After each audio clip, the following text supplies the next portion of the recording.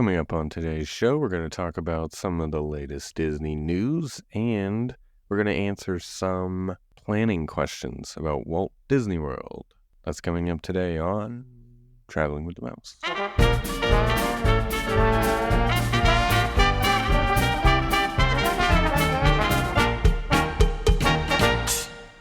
Welcome, everybody, to episode number 437 of Traveling with the Mouse. My name is Adam, and I am joined today, as always, by John.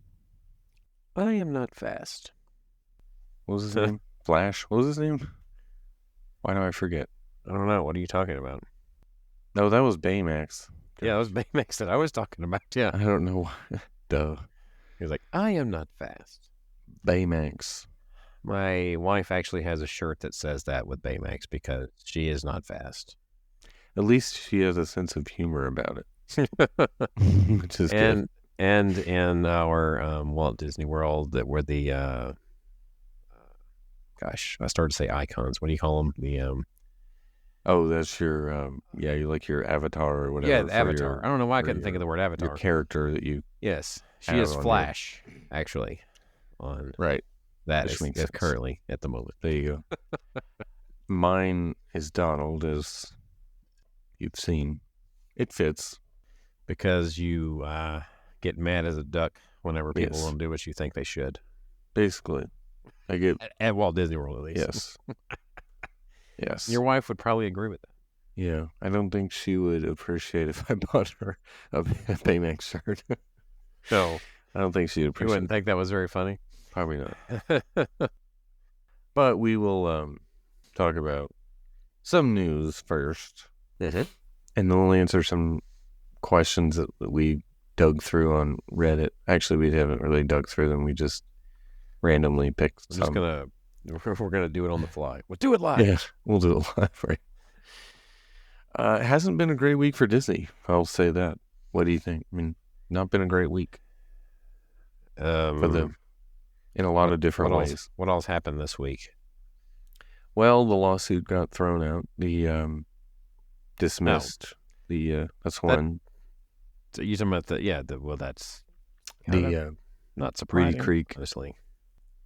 I mean, probably not. I thought they had a pretty decent case, actually, but...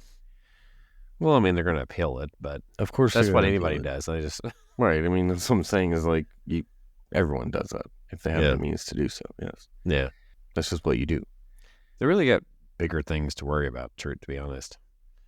Do they really think that he's made that big of an impact? First they say he's not, and then they do this. So... Yeah. Obviously they want full control back. I mean, that makes sense. I think they should try at least. But although the judge in his the statement, it was a little bit like, well, yeah, it definitely is like targeting, but on the face of the law. Like, I mean, essentially, it's. I forgot exactly. I'm trying to find the quote, but he was like, yeah, it definitely was like retaliatory actions, but on the face of it, like, they didn't break any law, like, doing what they did. Like, okay, sure. I mean, it kind of makes sense. But why did they change the law? Like, what do you mean change the law? By, or repealing the, whatever you want to call it, repealing the special district, whatever you want to call it. Like, on the face of it, sure, yeah, they didn't do anything against the law. They had their right to do that. But why did they do it? They would have never done it had it not been for all the other stuff, that led up to it. To me, I feel like that Disney should still have some kind of case there, but... In a way, they are still making Disney special, just in a different way. Well... Right, just in a way, right. Yeah, taking the control away from Disney. You're talking about not making them special, but it was like, in a way, they are making them special in a different way. Because, what was it? The district that Universal has, aren't they? Didn't they get to pick their, the people over it, right? Wasn't that true? Yeah. says the judge acknowledged that Disney is harmed by the laws enacted, saying Disney's loss of voting rights in the district is enough to constitute a constitutional injury, but that because the law impacts other special districts in the state, Disney cannot say that they're being singled out. Like, I'm not sure that this particular law affects other districts, though. I'm not sure where you're getting that, but I don't know. Maybe I'm biased towards Disney, but this guy, I believe, was appointed by Trump. He actually graduated from University of Florida and Auburn University, interestingly enough.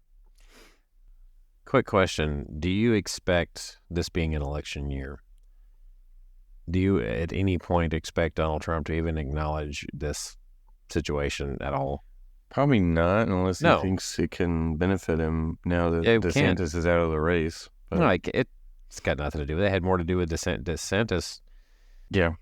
Probably hurt himself, truthfully, by doing this and getting so involved in this, to be honest. Yeah. It makes you wonder what he's going to, he really isn't going to benefit from this anymore either, to, boast about it. It's one of those type fights where nobody wins. Yeah. I mean, he's in his second term, it's pretty obvious DeSantis. now. Yeah, it's pretty obvious. It should be obvious to him now that it's one of those type fights where nobody wins. Right. So, yeah. I mean, he's got nothing to gain now that he's out of the presidential race, so. I just don't see how is that going to help his presidential bid? That's what I'm saying. Well, it was other than getting headlines. The wokeness, yeah. That was his thing. But no, I mean, but here's what, like I said, nobody's going to win in this situation. It's probably eventually just going to people are going to stop talking about it, and then, yeah, it's eventually just going to do like most news stories do. They make headlines for a while, and then they just quietly fade into the background, and then people forget exactly where they last left it. Yeah, yeah. 5 years from now, people will be like, "Wait, what all happened again? What was that thing?" But although you never know, it just depends on how badly they want to stick it to Disney, if they want to or not. But we'll see. I mean, it's kind of hard with the case or whatever it is being in the at least in the Disney site headlines. I don't even know if this is really making that much national news anymore, to be honest. I mean, I haven't seen anything pop up on the national news site regarding it anymore, especially now that DeSantis has dropped out. So, right. Yeah. I think it's become more of a local thing. It's likely to fade into the background, except for those that are like the Disney sites, news sites, like what we look at. Right. And this is likely going to take forever to resolve itself one way or the other. So, yeah.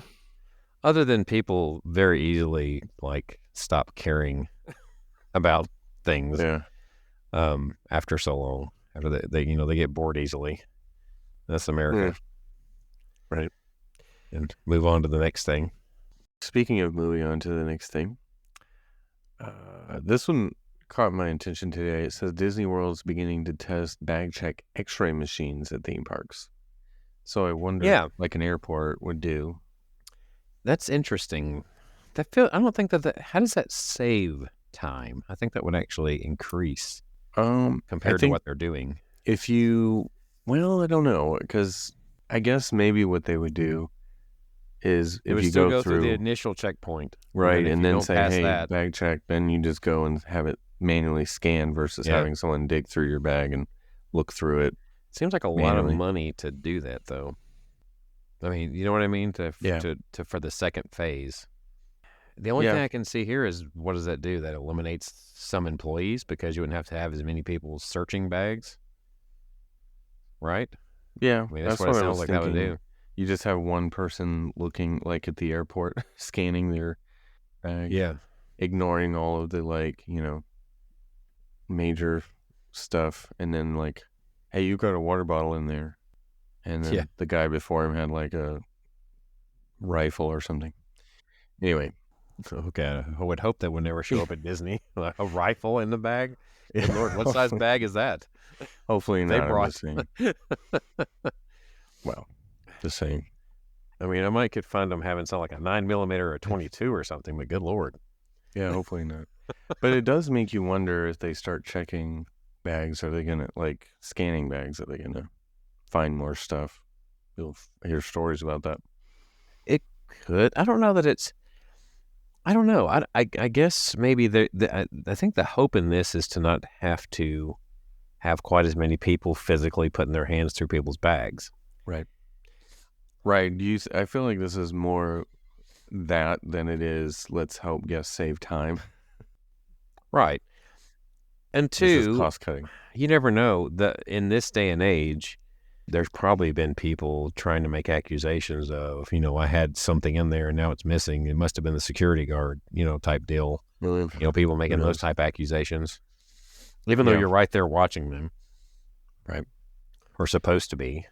Yeah. So this looks like Epcot is where they have this picture from. So that's the one. That's the one I'm looking at too. It's definitely Epcot. A couple of other minor stories. The Hey Hey annual pass holder magnet is now at Epcot for the month. So I wish I could get down there to get one, but I don't think I will be able to. It does look kind of cool, actually. I kind of like that one. That's a fun one. So if you're a pass holder, go get it. Cook him. I mean, he doesn't look like he has a lot of meat on him. But yeah, of course, it's at Creations Gift Shop. That's where they have been doing it lately but you only have till February 23rd, 2024 in order to get it. And it's open, of course, from 9 to 9. And yeah, just go in there, scan your ticket, and they will give you a magnet. Did you see this thing too about the permit file for construction at the Galactic Star Cruiser? I did see something about a permit being filed. Is there anything interesting on the permit? It said it was an awning company. Awning company has filed a permit for general construction at the Galactic Star Cruiser Hotel. Doesn't indicate what type of work it'll be. I have no idea what that would be, unless does it have to do with maybe deconstruction? Yeah, I don't know. Maybe they're tearing something down or moving something to Galaxy's Edge. Maybe. That'd be nice. I guess it could be. I'm still somewhat a little bit, I'm not like super sad, but I'm a little bit sad I didn't get to experience this at least once. Yeah, me too. But we were talking about it when they had the discounts, and then they all very quickly were like, oh, it's closing on this, like, what was it, September 30th or something? Yeah. Last year, and it was like, and it sold out immediately after that, so. I just don't understand how no one that thought, when they were doing this project, how they couldn't foresee this having, what's the word? The sustainability, the long-term sustainability. Yeah, I think... I don't know how long they expected this to be a hit at that price. When they planned this, they were in the Chapek era, and they felt like they were invincible. Like nothing could hit them. They just squeeze every dime and keep squeezing. This was on the docket. This was on the docket before Chapek took over. Before he took over, but this was like, I think he probably helped set the pricing and how much they were gonna. Well, that's just it, though. The pricing is not the only thing. The thing is, just like Galaxy's Edge today, right? Mm-hmm. People don't make that big of a deal about it because I can't think of a single Star Wars fan on the planet that was interested in them telling a new story when it comes to the land. There's not really. No. It's funny because they use the opposite strategy of what they do with IP everywhere else in the park. The familiarity we're going to throw in your face, but no, we're not going to do that with Star Wars. We're going to try to do new. Right. Doesn't make sense. Do you hear where I'm going? Yes, it doesn't make any sense. No. Also, they did cut a lot out of the original plans and migrated it to this Galactic Star Cruiser. Like the restaurant, originally there was going to be an actual sit-down restaurant with a show and all that stuff at the Galaxy's Edge. But if you were to go back to the early days of this podcast, because whenever we first started this, it was right after the D23 announcements where they announced a lot of the stuff for Galaxy's Edge. Yeah. All the things that we were hopeful for, and then look at what we actually received and see how that sounds. Yeah.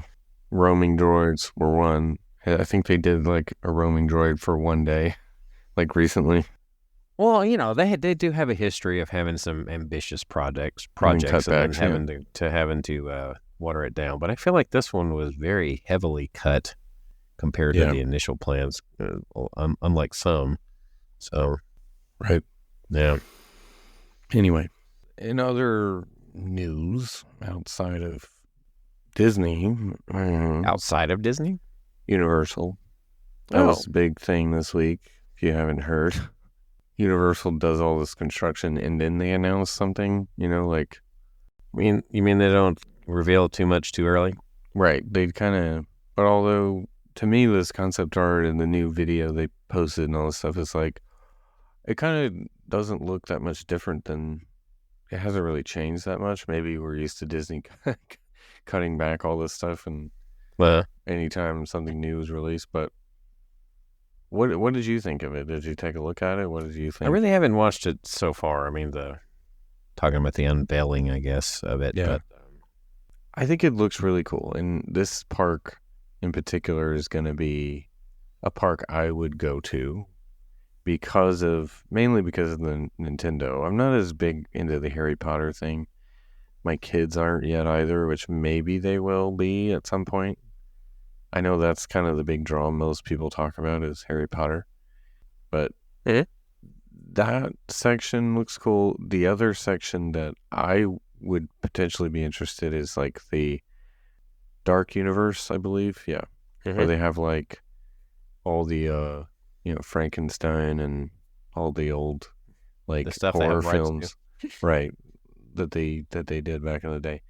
That's interesting to me because it's something you haven't really seen at a major theme park.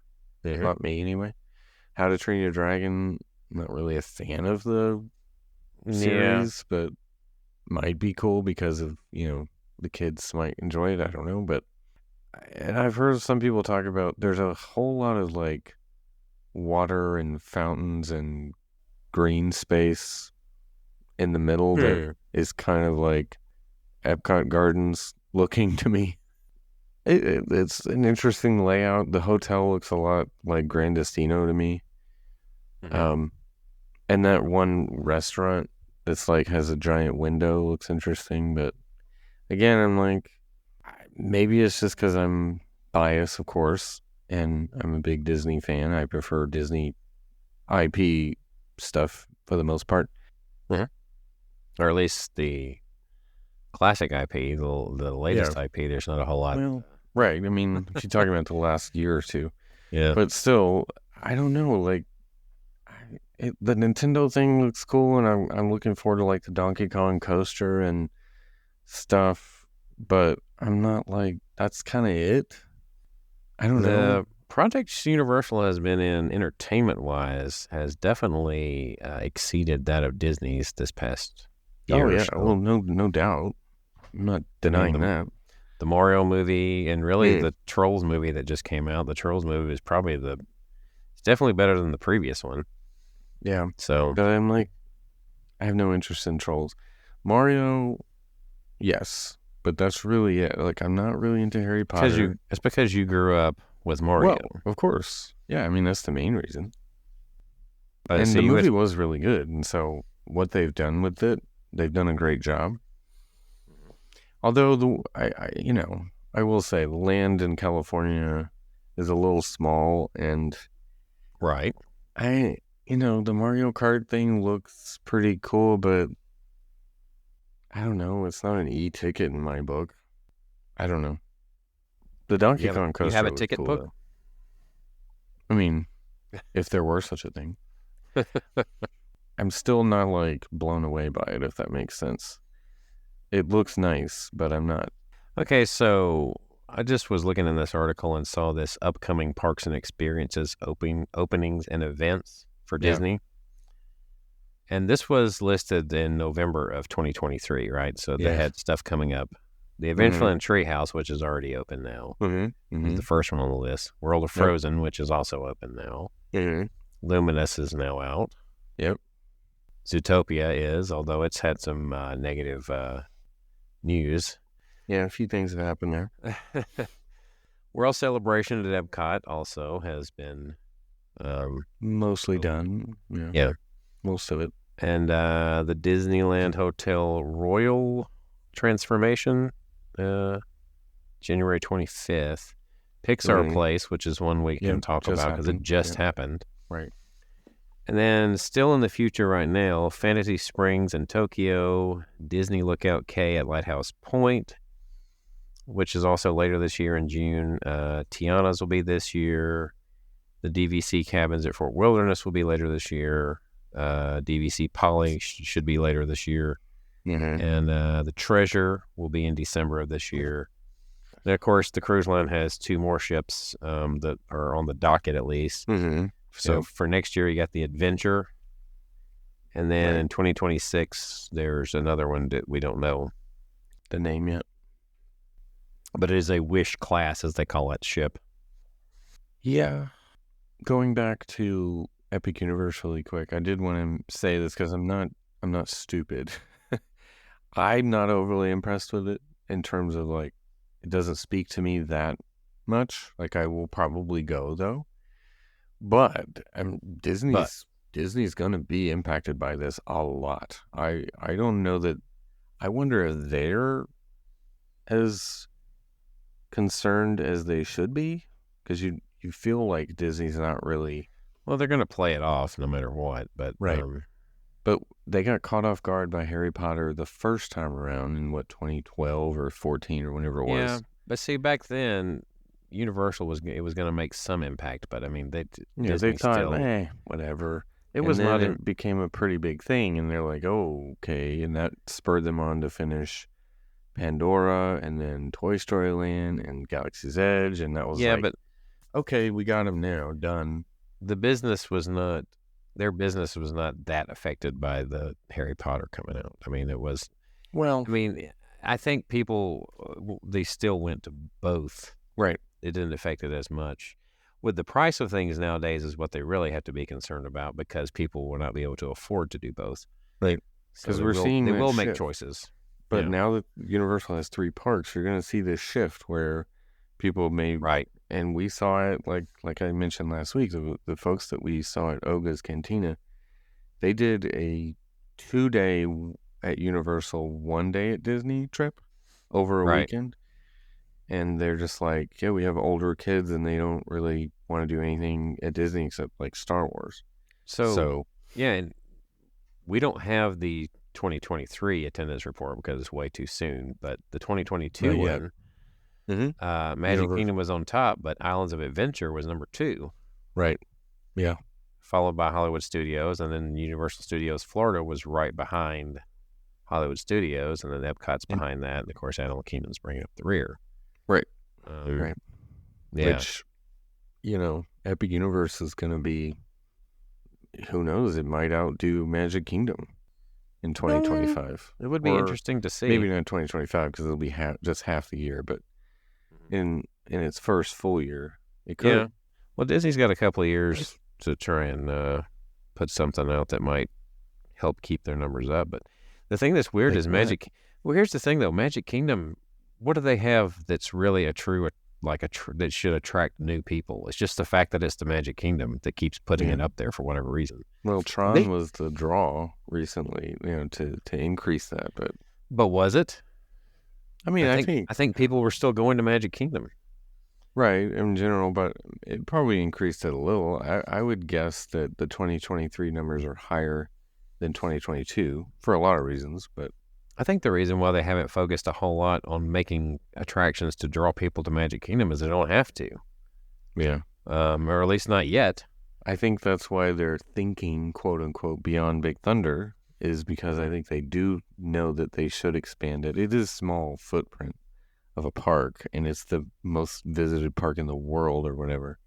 Mm-hmm. So they should do that. It should be bigger for that reason, because it can get very crowded at times. So I don't know. They're gonna have trouble next year, though. I guarantee you. Next summer is gonna be the cheapest but you'll look, see Disney in a long time.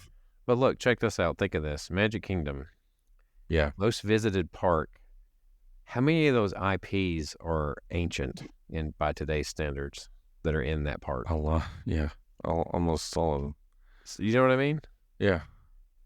I actually got to thinking about this the other day whenever Disneyland opened in 1955. When we would look at the attractions there, we always think about them being old because everything was established. But in 1955, a lot of that stuff had just come out that they were putting in Disneyland. Peter Pan was very new. Yeah. 2 years earlier, right? Yeah. Yeah. So, yeah, stuff like that. Swiss Family, Robinson, all that stuff was pretty recent. I remember as a kid, I was thinking, well, why didn't they make the castle in Disneyland Cinderella? Well, because Cinderella had not been released yet by the time Disneyland opened. When it opened, right. Yeah. Cinderella was what, like 1963 or something like that? 61? I mean, it was after. Yeah.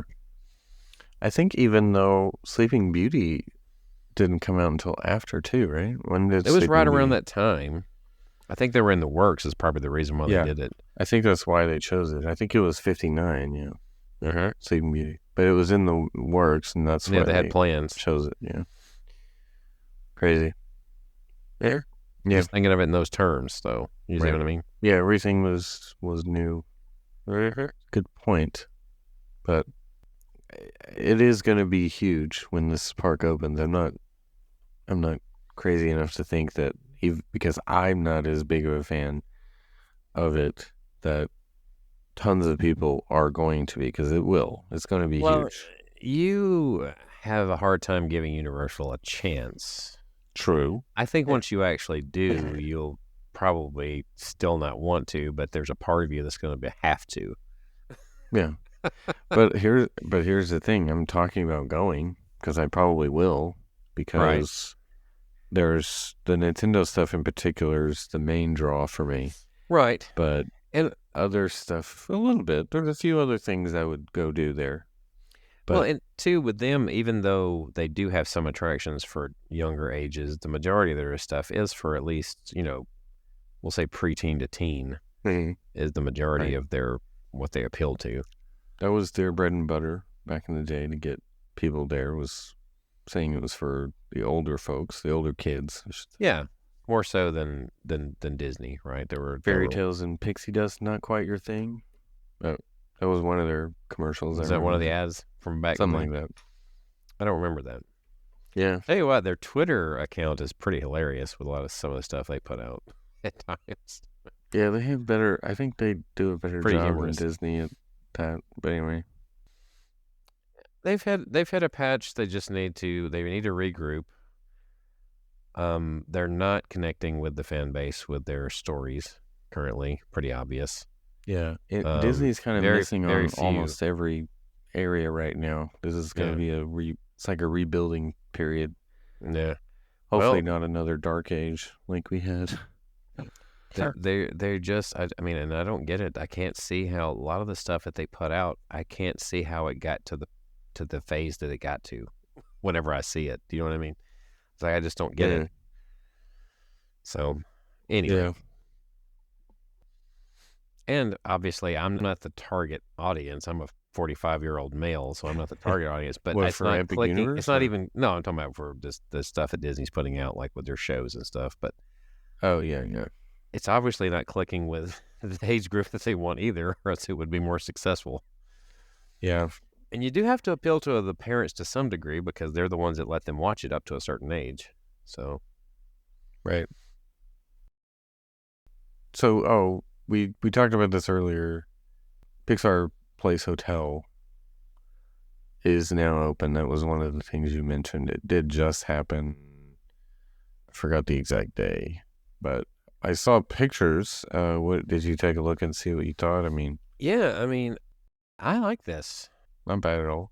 If you're gonna theme it to something, I like that it's not just one thing, right? Like the Contemporary has Incredibles. I would rather this, like some of the rooms, there's Ratatouille, Toy Story, Nemo, Inside Out. All these are in the theming of the room, where to me, like, that makes more sense to me. There's a Pixar lamp on the, desk in the room, Yep. and the Pixar ball pillow, thingies. I don't know. The theming of the room looks really good to me compared to some of the, like I said, the contemporary just being Incredibles. I don't know. I wasn't a fan of just that. Well, I mean, you're not going to retheme the contemporary to full on, so. I don't know. Maybe it's the multi-property thing. You can find something you like out of it versus trying to do one thing and it's like, okay. I see in this one picture, it's pretty cool that they're going to have Joe Gardner actually playing the piano. Playing is that in the lobby? That's kind of cool. Yeah. That'd be fun. Mm-hmm. That's actually a cool idea. And Bing Bong is going to make appearances. Yeah. So he'll be able to, I guess, do like photos and stuff. Mm-hmm. This is cool. I would consider staying here. The price is going to be, it's going to be pretty pricey if you're going to go out there. I guess it would still be the cheapest of the three, but I don't know. Not by much. I see they have like a splash pad area that's devoted to Nemo. Looks pretty neat. Yeah, it kind of has that look of of the Art of Animation, but obviously smaller version of it. What is this restaurant? Yeah, the Great Maple Restaurant. Mm-hmm. Looks really good. Probably that one stayed more the traditional. They put a little touch on it, I think, with that the light bulb shaped Sketchpad Cafe fixture. Looks cool. Yeah, that one was more the themed one. Yeah. Anyway, I like the colors. I like it. I would want to stay here actually, but again, it's the room picture kind of looks like a value type Armand room, but this is going to be like the deluxe pricing. But I was going to say it was prior the Paradise Pier Hotel prior to this revamp was the cheapest of the three. Yeah. And it may still be, but I feel like it's going to be higher than it was. Probably. Most likely. Probably. It depends on how well it fills up, I guess. Yeah. Anyway, it looks cool, though. I think they did a good job on that one. It's kind of like Caribbean Beach. Their prices did increase some with the Skyliner, but at the same time, a lot of people criticize it for being outdated.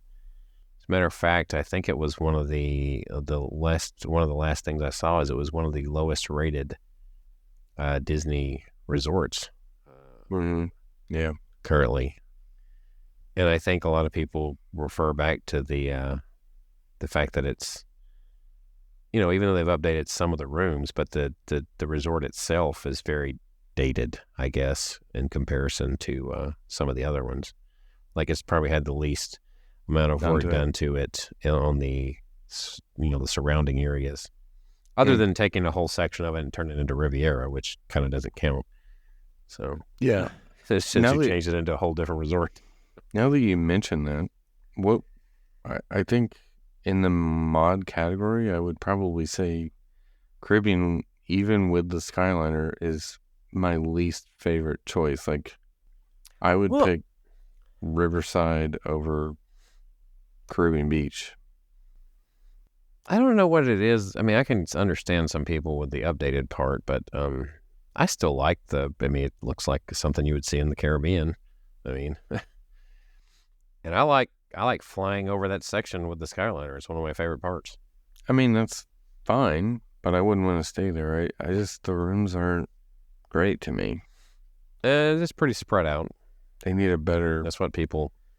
That too have that. Is very spread out. That's still, I don't know. To me, the worst of the mods is still Riverside for me because it's spread out and it's not. I mean, it's just to me.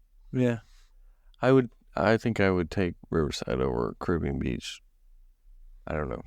The Skyliner obviously is a huge perk, but if you have to walk a mile to get there, it's like, what's the benefit? Well, it depends. If you're in Aruba, then you have the right there at the Riviera Skyliner.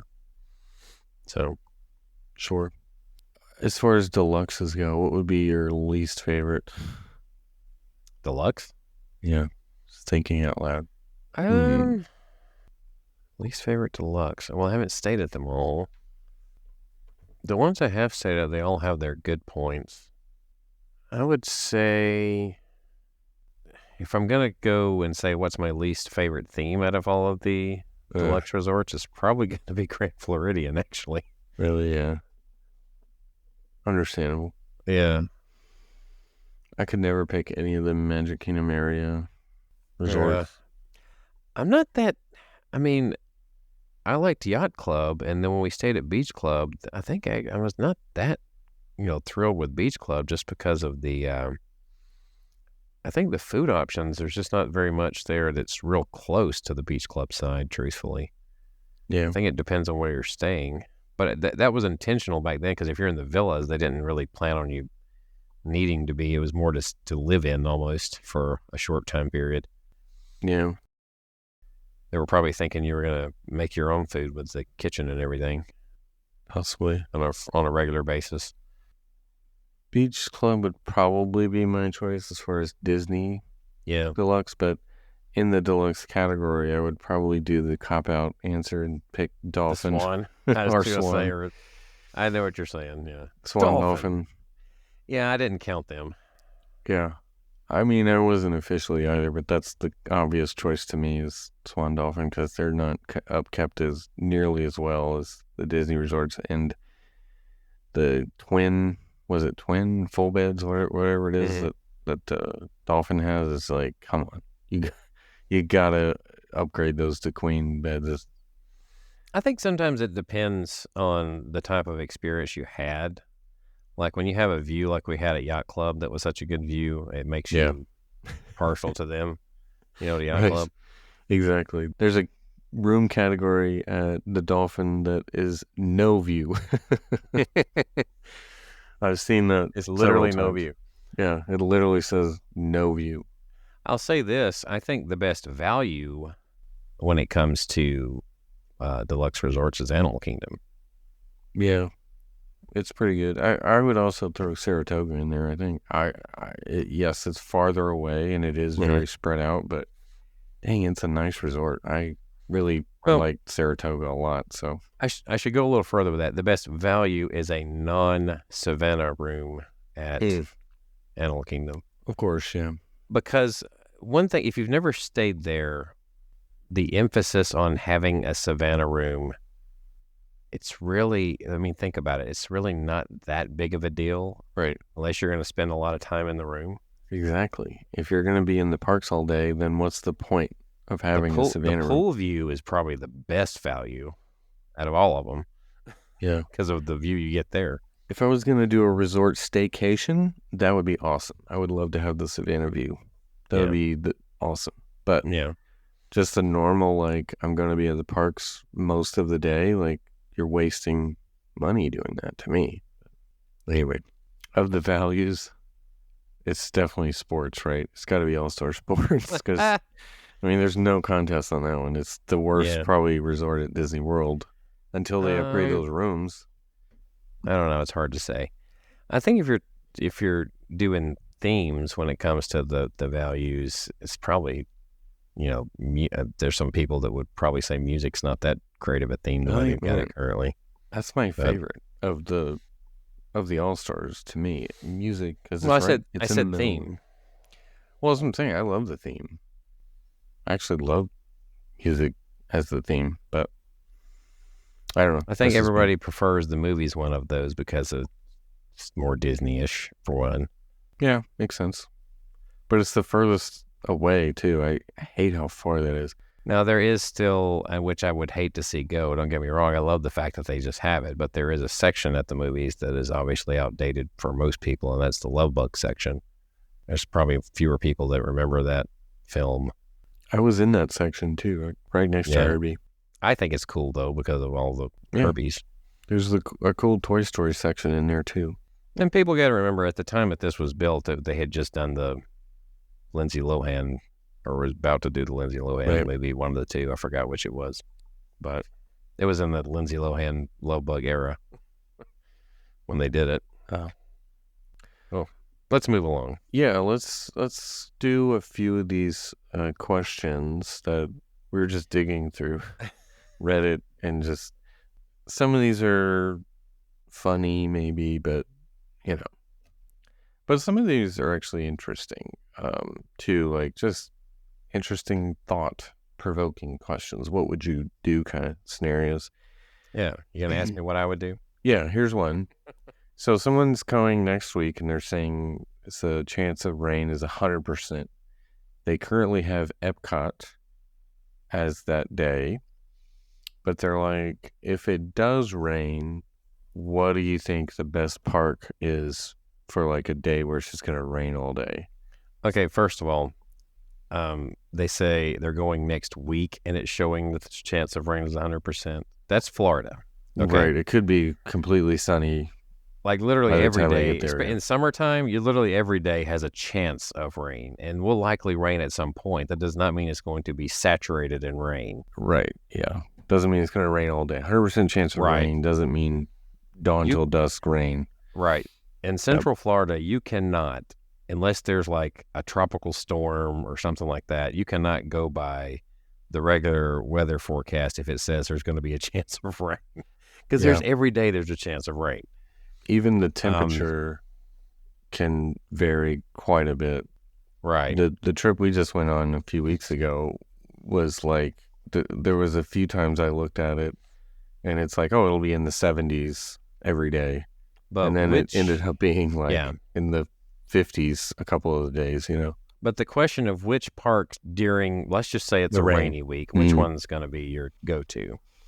I'd say a smaller park like Magic Kingdom or Hollywood Studios would be my choice. Some place that has a lot of indoor stuff. Smaller park is probably a better option. Although all of them are going to have something that's going to be closed if it's raining. Right. There's no one park that's going to be totally in the clear. Test Track will definitely close if it's raining. Right. Even without lightning. I would imagine one good thing about Tron is it wouldn't have a reason to close if it was raining, right? Because it's got the awning, so it's usually going.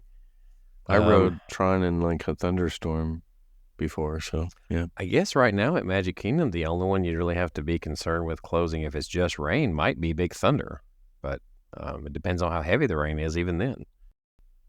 Yeah, sometimes like if there's lightning and stuff too, all the Barnstormer and Mine Train. Oh yeah, I forgot about Barnstormer. Yeah, Barnstormer and Mine Train. Yeah. Of course, Dumbo would close. All the like outdoor stuff would close. Right, anything outdoor. Yeah. But you have a ton of attractions at Magic Kingdom too, so. Right. You could also get that golden ticket if you time it right, and you get a lightning lane for something that goes down while it's raining. I guess the only one that closes for rain though at Hollywood is Slinky, so Hollywood might be a good choice. Yeah.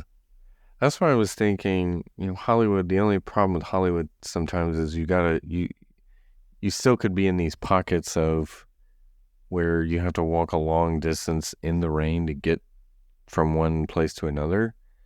Whereas Magic Kingdom, everything's a little bit closer.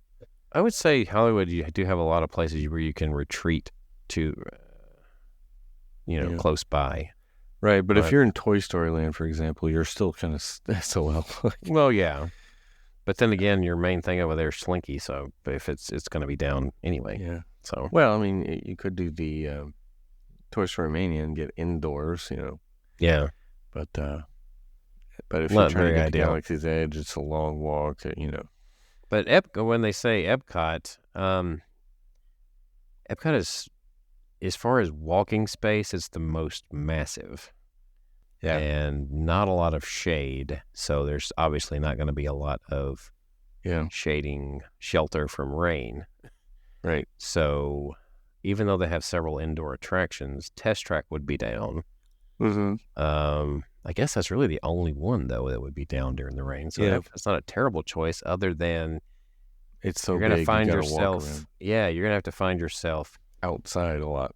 Yeah. To get somewhere else. Right. To go from one place to the other. I would go with Magic Kingdom is your rainy day park. Although, like you said, I'm going to stick with Studios.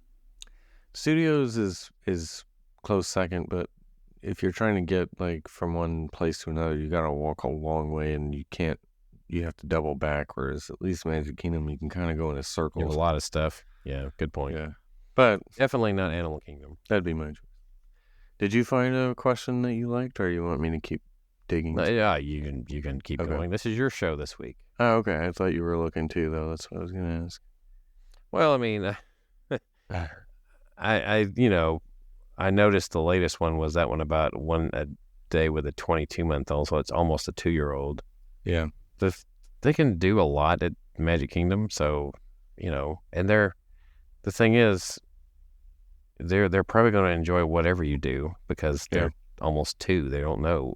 You know what I mean? And they can ride a lot of stuff at that age if they're,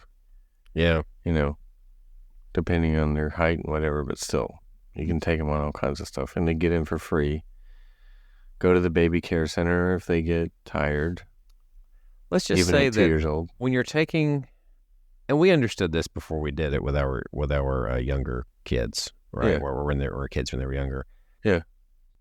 You already should know at least that this is for you, not necessarily for them, because they're not going to remember it. I don't care what you think they can possibly remember. I don't remember specifically going when I was 2, but I did. I don't remember it. They're not going to remember it, bottom line. So it's really for you. So put them in the positions where whatever pictures you want to take with whoever and all that good stuff. Right. So here's another question that came upon. It says Disney without a detailed plan. They're taking a last-minute trip to Disney or considering it. They say, we've been 3 times, but haven't been for 5 years. It's just going to be me and my husband, so no kids. In your opinion, is it worth it to go without really planning out the days? They did Universal last year during peak season without detailed planning, and it was much more enjoyable to just go with the flow. Well, you can do it. Unfortunately, Disney doesn't really allow for spontaneity very much anymore. Yeah. They almost force you to plan even if you don't want to some degree. If you still know enough to know, like, how to pull a dining reservation, how to pull lightning lanes if you wanted to, although it says they haven't been in 5 years, so they wouldn't know probably how to do Genie Plus. So if you want to ride stuff, you'd have to do a little bit of learning how to prepare for that. And virtual queues and stuff, they wouldn't necessarily know that, so that would be the thing. I would say you got to do a little bit, but if it's just you with no kids, like 2 adults, dude, I think you could totally do it without much planning. You can, and even with kids, here's what your best bet's going to be. I actually see a similar suggestion here. Don't plan to do everything. Yeah, that's the hardest thing is feeling once you get started, you kind of got to dial it back. Right. If you haven't been in a while and you're like, oh, I want to like do all this stuff, that's the other. It's hard when you get there because you immediately are like, there's so much to do, and we're only here for like 3 days or 4 days or whatever, 5, whatever it is, and you're never gonna get it in, no matter how long you stay. You're never gonna do everything. And this kind of brings us to another thing that I don't like about the dining plan. You feel obligated to get your dinners in, and if you're planning 3 meals a day, that takes a lot of time. That takes a lot of time. Yes. Yeah. To do if you do 3 sit-down meals in one day, you are taking away from your park time or cutting into it tremendously, a lot more than you would think, because you have to allow for getting there in enough time. You have to allow for the actual meal itself.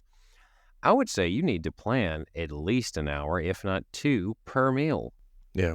So that's 6 hours of your day right there that you're having to plan around. Yep. Yeah. Because you never know if you're going to get a server like we got at Garden Grill who was great, but, he was Tim Conway from the Carol Burnett show, I think, the old man character. I honestly think you make the best use of your day if you don't do any more than 1 sit down in a day.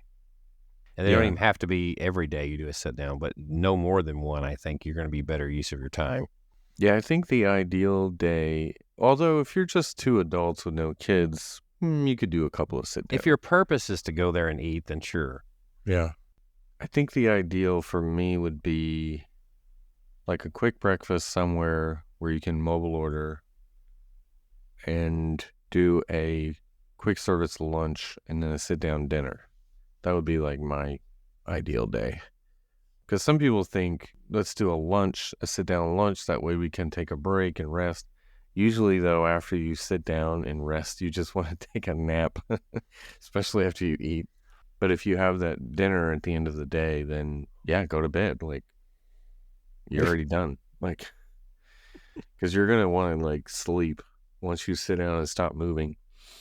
At least in my case, you kind of, it's hard to rally after you've sat down and had a nice big meal for lunch. You're like, I would say the best thing you could do spontaneity wise, right? Pick out 2 or 3 things you want to do. Yeah. Kind of focus on just those 2 or 3 things and consider anything else you might get in a bonus. Don't try to feel like, oh, I have to be here, I have to be there type deal. Right. Try to plan it around. And if you are going to plan meals, try to plan it around where you're going to be at that particular time of day. So, I mean, but if you're doing it, like I said, if they're doing the spontaneity thing, I guess you're just going to pick, like back in the day, we used to just pick where we were closest to when we got hungry. Yeah. Most of the time. And that's why I was saying, if you know enough to know how to just pull up your phone and say what dining reservations available near me right now, you might, like, especially if you're like Epcot, like try something you've never tried before. Yeah. A place you've never been, and enjoy it. That'd be fun. Aside from the most popular stuff, if you're using Genie Plus, you're gonna find a way. You can be spontaneous with that to some degree, except for the absolute most popular things. Right. Yeah, you got some flexibility. You need your virtual queues unless you want to buy the individuals, which, if you haven't been in 5 years, you're probably not aware of any of that. Mm-hmm. So you gotta like educate yourself a little bit. But if you know those few things, you could have a day without even, planning anything in advance. Right. I think you could have a great time. Without kids, you don't have to cater to every mood swing and need that they have all the time. That frees you up to just kind of be spontaneous there already. It's so easy to overwhelm yourself or to try to do too much. I think even going by yourself, it's easy to do too much because you feel like you have all this freedom. Right. You just go from one thing to the next. Right. And I think that's the hardest thing is to just soak it in and not just run from one thing to another. Don't worry about what you haven't done. Yeah. Right. Because there's always something you haven't done. But that's why you keep going back. That's the best part. Okay. That's the best part for me. I don't know. That's one way to look at it, but okay. Here's something. I last visited Disney World in 2021, December 2021. Planning a trip this coming April. It's last minute. I want to book as soon as I can, but I'm a planner trying to figure out what has changed or gone or has been updated since then. We've stayed at All Stars, Port Orleans, French Quarter. There was the Genie Plus for certain rides, no dining plan. Sometimes dining plan can be overwhelming, so any help is appreciated. Honestly, not a whole lot's changed since that time period. Well, I mean, Guardians, I would say. Yeah, make sure you do Tron and Guardians. Guardians were they not there by December of 21? I guess they weren't. I think it was 22, right? Guardians, April. Yeah. So that's true. There is Guardians and Tron both. Yeah. Since then. Make sure you get those in. And dining plan, if you're going, I think, didn't he say solo? What did he say? No. He didn't say solo. Okay. He didn't specify there. So I would say don't worry about the dining plan. Well, I said no dining plan last time, right? Oh, okay, yeah. So don't worry about that still. But yes, Genie Plus, if you want to do rides, you're going to have to do that. I feel like this is a family though because they stayed at All Star Music and Port Orleans French Quarter. Yeah, makes sense. So try Coronado. That'd be my thing too. But Coronado is one of the better ones for your dollar, at least anyway. It is still a little spread out, but it is better for your dollar. Quick service there is better than some of the others. Yes, indeed. This guy says going solo later this week, Epcot and then over to Magic Kingdom. Has anyone ever done this? Tips? Should I get Genie Plus? Wait a minute. Has anyone ever done 3 parks, basically, is what he just said? Well, no, he's saying Epcot and then hop over to Magic Kingdom. Anyone ever done that? I don't know. Has anybody ever park hopped from one park to the other? Yeah. Some people claim that they've done all 4 in one day, but I don't know. And ridden every ride in a day? Yeah, I've heard that. Sounds crazy. This sounds insane. Yeah. So yes, if you're going by yourself, I would just stay at Epcot, to be honest. But if you want to, depends on what festival's going on. Right. Well, if it's this week, it would still be Farts Festival of the Arts. Yeah. So yeah, I would stay at Epcot most of the day, but maybe buy the individual lightning lane for Tron and ride the monorail over, do Tron. And it depends on what you want to do. Ride the monorail back. Mm-hmm. But honestly, the monorail would take forever when you think about it. If you have the money, do the minivan and you'll be like there in 10 minutes. Monorail will take like an hour to get to Magic Kingdom and then back. I love the titles of some of these things. Like they start out with "help," like with an exclamation point. Like what is that one? They're desperate. Well, there's a couple of them. Like there's "help," and then it says 4-year-old girl and 5-year-old boy. I'm hoping that they're not going by themselves. I'm guessing they're just. Yes.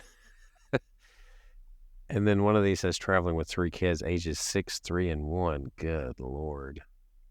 Yeah. And it says it's going back to the hotel for a nap, a must do. Is it? The 1-year-old is probably going to sleep anywhere, so I don't know. It just kind of really with those ages, It kind of depends on the 3-year-old more than anything else. Bring a stroller that leans back. Yeah. That's what we always did was when they fell asleep, you just pull that thing back and they're like laying flat almost. They'd be out for a while. Honestly, I feel like even back when we went, it wasn't near as busy as it is now. I feel like even then, they still were taking stroller till we were like 10. Yeah. Right. Oh, I brought it last time, the stroller. Of course, I still have a 6-year-old, but. Right. But what my point being is like with ages, they're that age range, you got 3 of them. They don't make a triple stroller. Well, maybe. People still bring those wagons, Disney doesn't do a triple. Their biggest one's a couple. Right. But people bring those wagons, like get one of those and just throw the kid in there. But craziness. I would hate to drag a wagon around in Walt Disney World. That seems like such a pain. Yeah, I wouldn't want to do that either. But anyway, this one, I don't know if this was a serious one or not, but it says tips for an IBS sufferer. So, this one could very well be serious. Yeah. He says, what's the toilet situation like at Walt Disney World? I'm considering applying for DAS, but just curious how many toilets are there and how close together they are. Well, you should have posted this question to our site because we have the toilet expert right here. Only because I have a 6-year-old with a very weak bladder. And, a lot of Jason saw this up close again in action where, it's just like if he has soda or anything with sugar in it, it's like, right? Huh? Fuller, go easy. Yeah, right. Exactly. The rubber sheets are packed. That's exactly it. Yeah, that's the thing. So I would say, the toilet situation at Disney is pretty darn good. They're everywhere, but it does depend on the park and where you're at. But for the most part, they're everywhere, and there's definitely some that are better than others. But use your app too ahead of time if you feel like you have something coming on or you need to know like where stuff is. But there's lots of good ones all over. And I know just about all of them at this point. And I usually am like aware of like the closest bathroom at any given moment. So, all right. I think we can wrap it up there. So where can we be found? Well, there is always Facebook, X, and Instagram. That is all at TWTM Podcast. We have a Spreadshirt store in which you can get your exclusive TWTM merchandise at shop.spreadshirt.com/TWTM Podcast. And we also have a YouTube channel. Where can that be found, Adam? Our website, travelingwiththemouse.com. You can find links to that and more there. We have an email address, podcast@travelingwiththemouse.com. And on our website, we also have a travel agent friend who you can click through there and have her help you with your next Disney travels. So, for John, my name is Adam. This is Traveling with the Mouse, and we hope you will join us on our next trip.